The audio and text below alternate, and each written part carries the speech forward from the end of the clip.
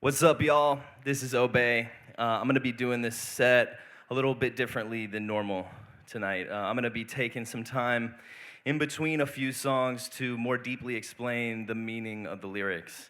When I was growing up, music was a very important part of shaping the person that I am, lyrics in particular.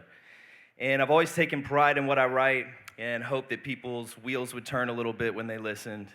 I understand that not everyone can process lyrics the same way, especially in hip-hop, when there can just be so many words coming at you so fast.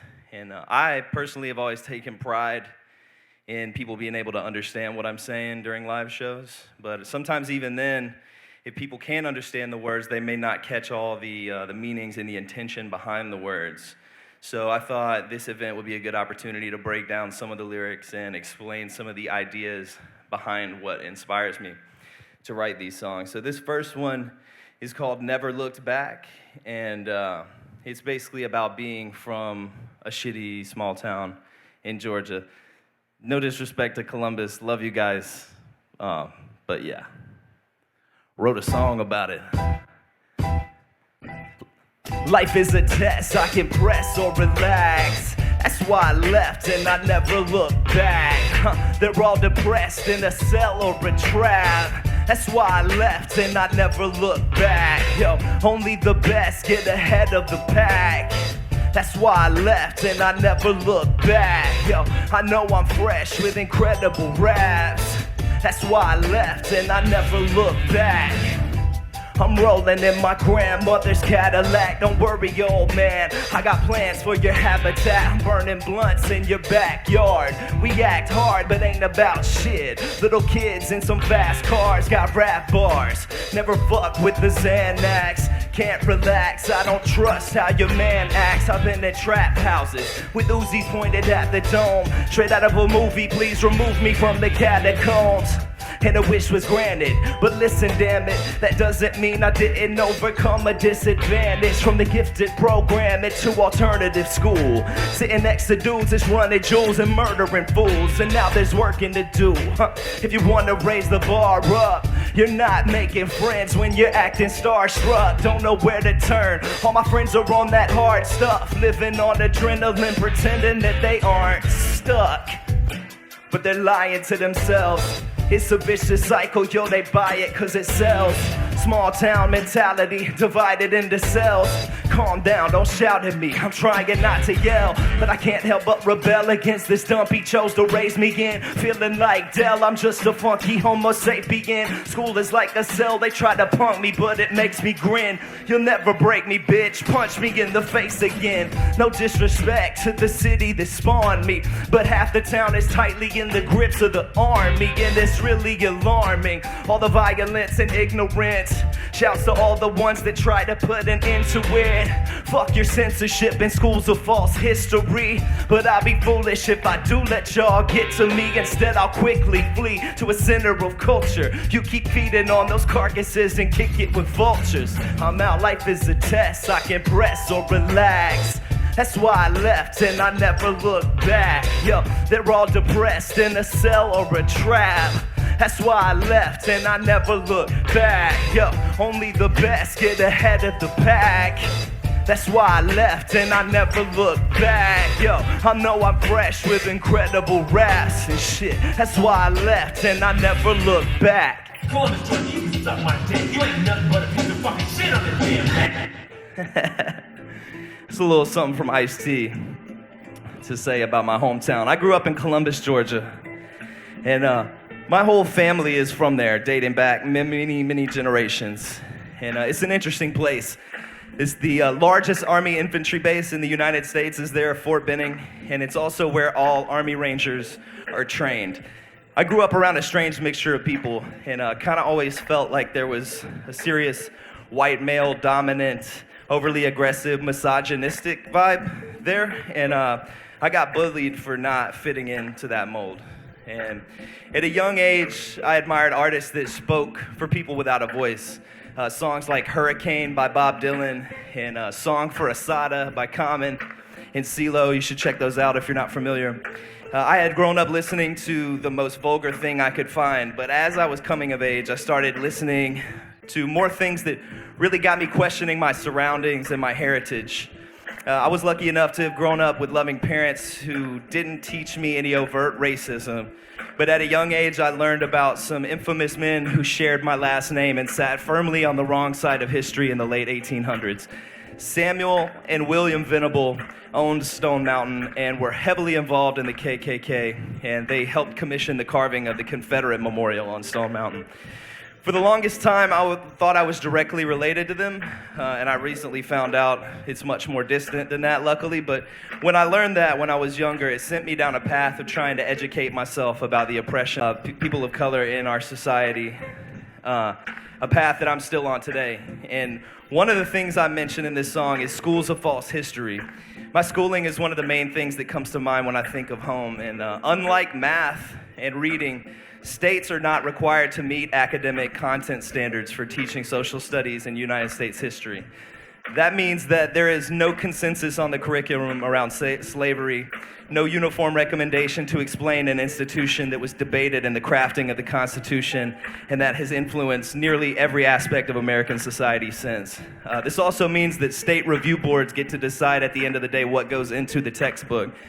Therefore, you will find slightly different information from state to state, or at least the information will be presented slightly differently. There's a false narrative that was widely pushed in the South by people who romanticize the Confederacy, referred to as the lost cause. They basically tried to teach the future Southern generations that the Civil War was not fought over slavery, but that it was fought over states' rights.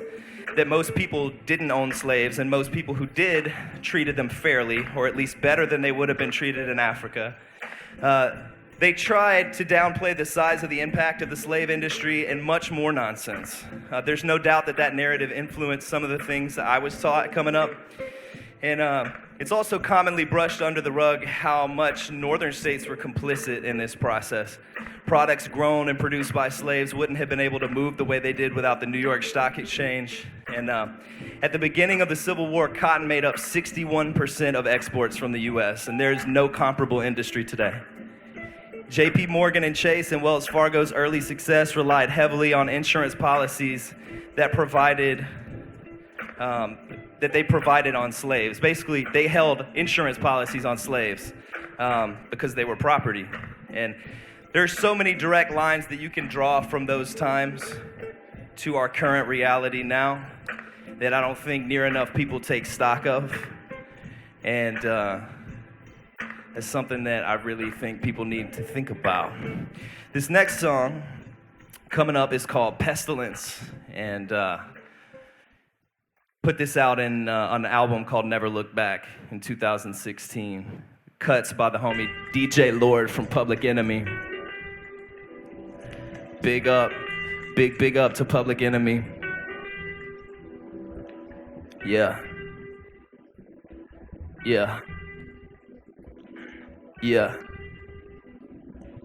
Check it.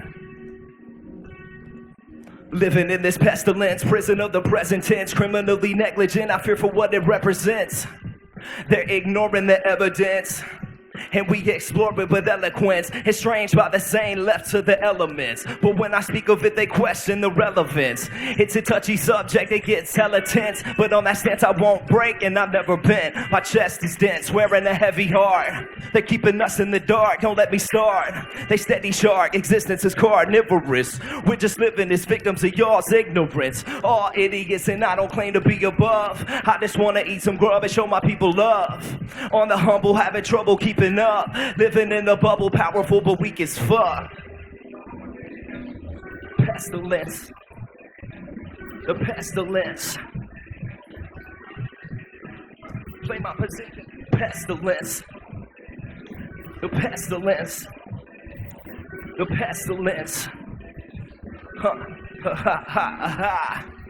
Dying in this pestilence, trying different medicines. Force fed to the youth, stifling intelligence. Finding all the evidence, frightened by the precedent set by these titans, get excitement from our detriment. They feign benevolence, but never was the good guys. Could save the world, but instead of that they stood by and watched the hood try to very little avail. You try to move forward, but they're just pulling your tail, or put them in jail for reasons they wouldn't detail, or murder a motherfucker so they couldn't prevail. And they're good with the veil, known for the cover up. They huddle up, they keep our brothers stuck. What the fuck? Life sucks in this pestilent place. But now we're used to how the medicine tastes. We're running in circles and they're setting the pace. If I see one of them devils spitting dead in his face.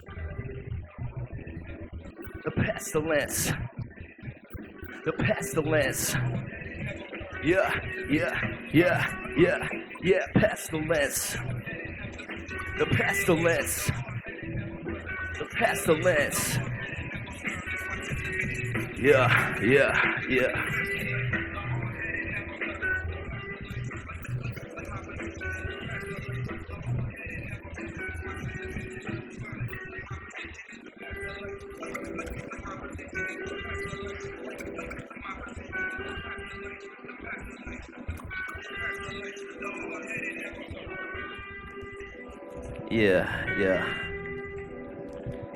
Yeah.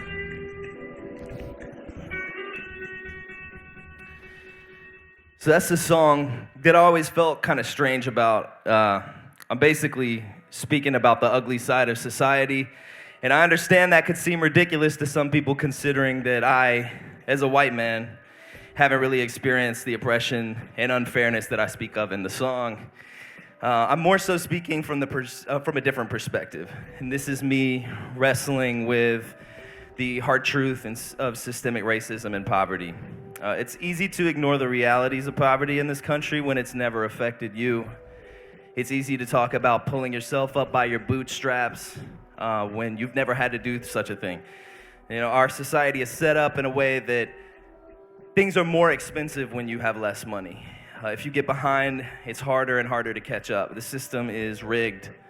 And when you begin to understand the many, many ways that people of color have been stifled and held back through legislation and outright discrimination since the day they were emancipated, things start to make a lot of sense. So for example, at the beginning of the 1900s, black people owned 2/3 of the farmland in Mississippi. But as the years went by, a campaign of terror and lynching ensued in coordination with years of loan denials for farms that caused almost all that land to be lost. Today, only 12% of farm owners are black in Mississippi. Black landowners in the South have lost 12 million acres of farmland over the past century, mostly from the 1950s onward. And a lot of times, civil rights legislation is passed, but it doesn't really take effect for years because of loopholes. For example, black votes were being completely suppressed in certain areas for years after they won the right to vote. This was the main catalyst behind the legendary bloody protests in Selma, Alabama in 1965. R.I.P. John Lewis. And even today here in Georgia, we have a governor that won an election in 2018 by purging 1.4 million voters from the rolls. He placed thousands of registrations on hold and oversaw the closure or relocation of nearly half of the state's precincts and polling sites. I don't believe it was a coincidence that the vast majority of people affected by this were people of color. Also, this was an election that he oversaw himself as Secretary of State in Georgia at the time. And Brian Kemp had no problem being one of the 4 states in the U.S. without a hate crime law on the books until very recently after the uprising in response to police violence. So we do finally have a hate crime law on the books.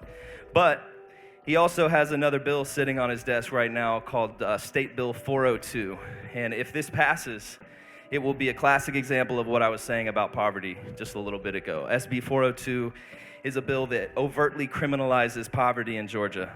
It would require cash bail for certain offenses and eliminate the use of signature bonds, even for minor misdemeanors. A signature bond is a pledge a person signs to appear in court on a scheduled court date.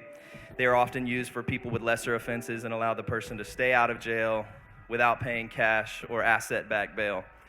Under the guise of enhancing public safety, this bill punishes the poor in our state in order to profit the bail bonds industry. Hopefully he vetoes it. You should call and tell him to do that. Yeah. So after that little lecture, I appreciate y'all bearing with me. These are the ideas that spawn the songs that I write. I thought you might want a glimpse into that. But we're gonna take a little trip to the moon for a minute. Maybe a little intermission from the social commentary. I think I gotta go.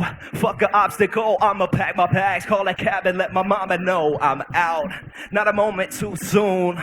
I'm not sticking around for the huge boom. Vivid hues bloom. Then we choose tunes and dig our own graves. Slaves to the doom and gloom. Fuck it. Hop in the rocket, vroom, vroom. Look at the planet from a distance. Examine your existence. Understanding this is intense, but it takes perspective to start to grasp what this is. We're not just lit kids with dilated pupils. We take our gifts given, try to make them useful. Might be a misfit, but what I say is truthful. Yeah.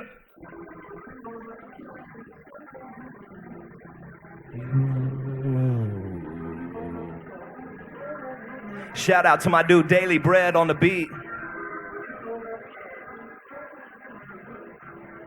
Yeah, yeah.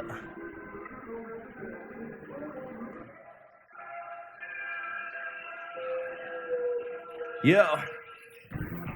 You can listen to this lunar mission. Shooting pictures of the moon and showing you the vision. Future's hidden, but we choose to go. It's true submission. Yeah, yeah. We're letting go next to no gravity. Doesn't seem so bad to me. They're sad to see me go, but no, I'm much more happy. See, we had to leave to get away from all the tragedy. Passively masking these emotions. But if you're asking me, I'm broken. Knew I had to be awoken. These words aren't passively just spoken. They carry weight, but maybe not when you're weightless. So I'll be kicking it in cockpits of spaceships, bouncing thoughts off the walls, going ape shit. A beautiful place, and we all want to chase it.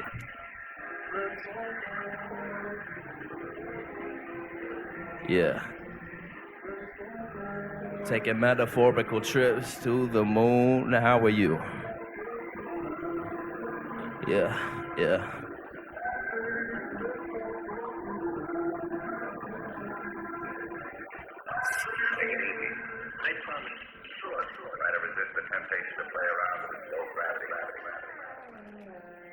Yeah. So this next song is called Against the Grain. This is off my last record, Life Is But a Dream. It features Chuck D. It's produced by the homie Mux Mool. Go like this. If you don't get it by now, you never will. I'm sick of apologists staying calm because they're fed a pill. Volatile politics and better thrills. Authoring evil policies with feather quills. We're dead for real, or might as well be. Fuck what you tell me, fuck what you sell me. Nothing is healthy, keep it to yourself please. Feelings in your selfie, scream it if you felt me. We're just watching hell freeze. What is it you live for? What is it you die for? Becoming cyborgs, feel like we're in a time warp.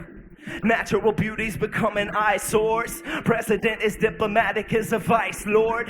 Institutionalized, entice the youth with a prize. I see the proof in your eyes. You're gonna shoot till he dies. Kids are losing their lives. You think you could decide just how they should react when engaged in attacks, but they created the trap, and that's a fact. What if your kid got blasted straight in the back? They try to snuff us out when we're brazen with raps. But it takes a nation for that. We're making them clap and never faking the funk. We never stay in the back. We're coming straight to the front, with a fist clenched, spitting in the faces of chumps, waving rebel flags, singing the praises of Trump. Stuck, train,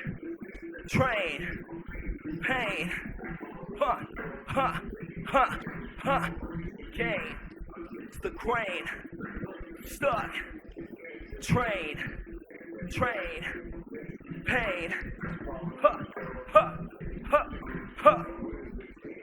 against the grain. Lately, all these emboldened racists have shown their faces. No love for children, we hold in cages for going places. I don't embrace it.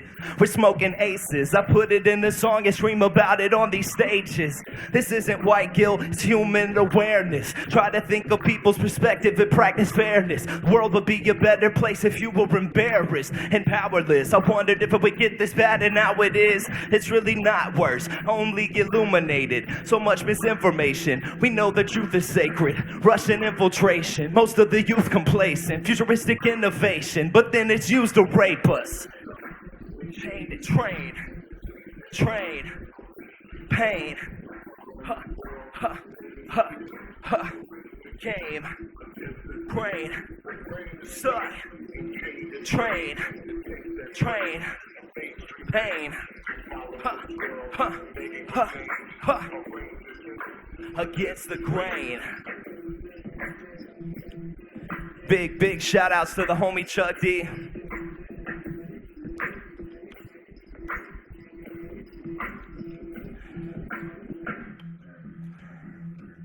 So, that song was written towards the very beginning of the first term of the Trump presidency. The main point really was just expressing rage over having such a horrible piece of shit as a leader of this country. And part of me wants to launch into a million reasons why he's the worst. But as I state in the opening line of the song, if you don't get it by now, you never will. That's just how I feel about that at this point. It's crazy to me how in this age of technology, people can ignore facts and live in their own echo chamber and convince themselves that someone like Donald Trump isn't a total scumbag. It really is mind-blowing. But anyways, I say in this song that it feels like we're in a time warp. And if you'd have told me 20 years ago that we'd be facing the types of issues with civil rights and racism that we are facing today, I honestly wouldn't have believed you. That would have been pretty naive, but I just can't believe it. At one point in the song, I say they created the trap. And what I mean by that is that when President Nixon created the war on drugs, it was a calculated move against black people and the anti-war hippies. John Ehrlichman, Nixon's aide on domestic affairs, who would eventually get convicted in the Watergate scandal, was quoted as saying, "The Nixon campaign in 1968 and the Nixon White House after that had two enemies, the anti-war left and black people." You understand what I'm saying? We knew we couldn't make it illegal to be either against the war or black, but by getting the public to associate the hippies with marijuana and blacks with heroin, and then criminalizing both heavily, we could disrupt those communities. We could arrest their leaders, raid their homes, break up their meetings, and vilify them night after night on the evening news. This dude really said that. Then there was more legislation that made it much worse, such as the law that called for harsher punishments for crack over cocaine. Even Newt Gingrich admits how fucked up that was now, so, I mean, it's wild. Lately, all these emboldened racists have shown their faces. No love for children we hold in cages for going places. And this line is obviously in reference to the formation of ICE and the detention centers that are packed full of people throughout our country currently. Shout out to my friends Taylor and Juanita, who have currently been camped out at a detention center outside of Aurora, Colorado for over 60 days now. Much love. Quick history lesson on that. For most of American history, it was not illegal to be an undocumented immigrant in the U.S. It was made illegal in 1929 by a set of laws called Section 1325 and 1326. They were written by an extremely racist white supremacist named Coleman Livingston Blease. He was known for supporting lynchings and reading racist poetry containing the N-word on the floor of Congress. His racist law was a change in the code that made it a misdemeanor to enter the country unauthorized. It was designed to target Latin American immigration, which, unlike European and Asian immigration at the time, was not otherwise limited by quotas or bans. Under the law, unauthorized immigrants can either be deported without filing charges, or authorities can choose to initiate federal criminal procedures. And by 1940, 44,000 illegal cases had been filed through Section 1325. After that time, however, illegal entry prosecutions fell out of favor, and Section 1325 became somewhat irrelevant to immigration enforcement. And all the way up until the 1990s, there were only about 1,000 people per year that were prosecuted under this law. And then 9/11 happened, and that changed everything. By the end of the George W. Bush presidency, it was up to 70,000 people a year prosecuted for this crime. And then people thought it would go down during the Obama presidency, but it continued to go up during his first term, and then dropped considerably during the second term. But since Trump has taken office, it has skyrocketed to unprecedented numbers, and it is currently the most prosecuted crime in the United States, which is insane. Think about that for a minute. In the song, I say this isn't white guilt, it's human awareness. I think this is an important distinction. Sometimes I feel like white people have a hard time acknowledging the racism in our society because they have to admit to something they didn't do or feel like they didn't do. You simply acknowledging the unfair reality that Black Americans have faced does not imply your guilt. We can recognize the faults of prior generations and move forward, but that can only happen if we acknowledge and take a stand.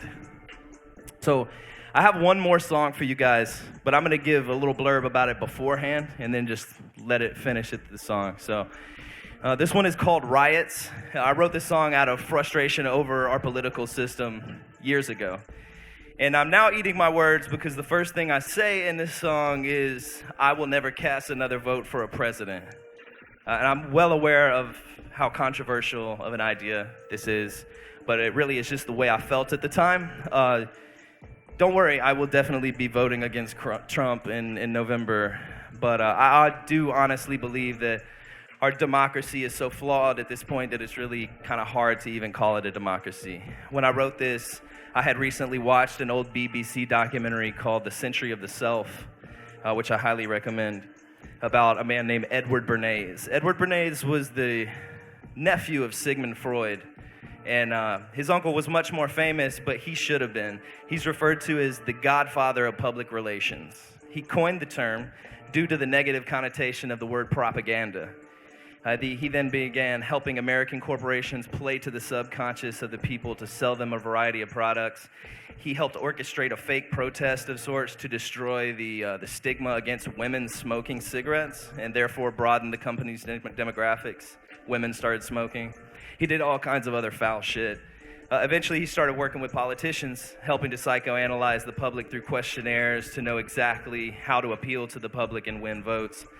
I realize this is some really heady shit, but it's important to know. And this is not some crazy conspiracy theory thing. It's really just uncommon knowledge.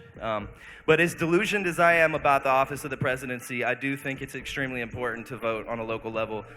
The votes that are really going to help tip the scale are the votes for judges and district attorneys and governors. So the last thing I want to do is influence someone to not vote. I do not want to tell you to not vote. You should vote. Please vote. But just don't think that that's the end of the work. We got to educate ourselves. I wrote this song 4 years ago. It said, riots in the streets. They try to keep us quiet, but we speak. And the words seem a little prophetic now. I felt like it was inevitable. We are living through a time where the country feels like a powder keg, and we have a president who is really only agitating the situation. And lately, I've heard a lot of people talking an awful lot about condemning the actions of rioters, looters, and terrorists. Most of the people who I've heard say that are people who have never had a reason to protest anything in their life. And I would just like to remind you that this country was founded on revolution. I'm not condoning any of the violence going on in these streets, but I'm also not condemning it because it's not my fight. I don't understand the depth of the struggle, but I recognize it. I see the outrage. Riots in the streets. They try to keep us quiet, but we speak. Not interested in violence, we're fighting for some peace. Generations of conspiring and lying through their teeth. Riots in the streets. They try to keep us quiet, but we speak. Not interested in violence, we're fighting for some peace. Generations of conspiring and lying through their teeth. I will never cast another vote for a president. You think you make a difference, but it's hopeless, irrelevant, a joke, an embarrassment to mankind. For a long time I teetered on the line, but I can't find any reason to keep participating in this charade. They're force-feeding misinformation and disarray. Just repeating the situation, an endless game played to make us think that we're really making genuine change. And if you think that, then you're not thinking much. Just stare at the television, pop the top and drink it up. You need to ease back. You think you need it cause you're weaving through an endless crowd of lazy, stupid, stinking fucks. I'm looking for the diamonds in the rough, shining, not blinded by the lining of the cuffs on their rips and brains. This shit's deranged. If it's burning down, you best believe we lit the flames. They say I'm irresponsible. I think that they are. That fake ass debate ain't even on my radar. They say I'm irresponsible. I think that they are. That fake ass debate ain't even on my radar.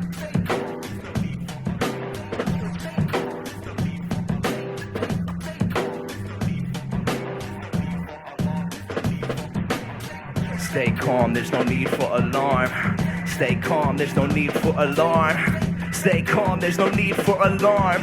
For alarm, for alarm!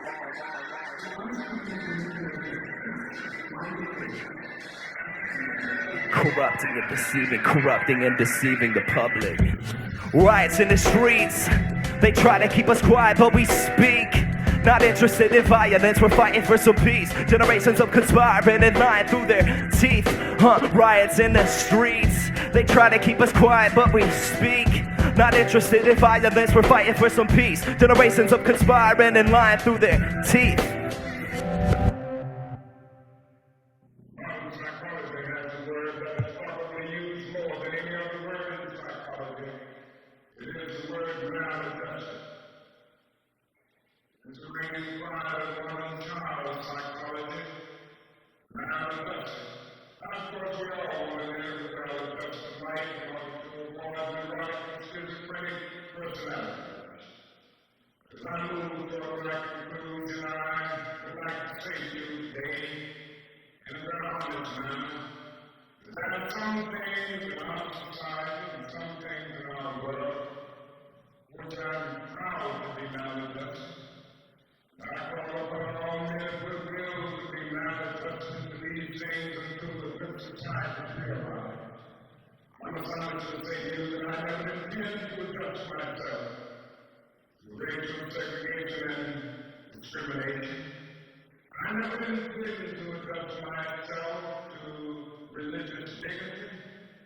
I never intended to adjust myself to economic conditions that would make necessities for the minute and give luxuries to the few, leave millions of crops children smothering in an anti-cage of poverty in the midst of an affluent society.